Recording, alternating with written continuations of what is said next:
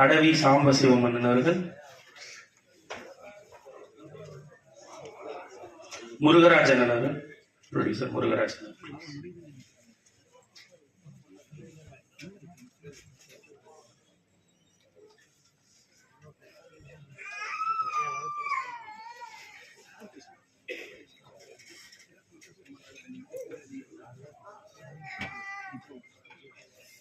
இவர்களோடு சூதுகவும் டூ நாடும் நாட்டு மக்களும் திரைப்படத்தினுடைய வெற்றிக்கு வாழ்த்து வந்திருக்கோம். தமிழ் சினிமாவை புரட்டி போட்ட சில இயக்குநர்களையும் மேடை கலைப்பதற்கான தருணம் இது.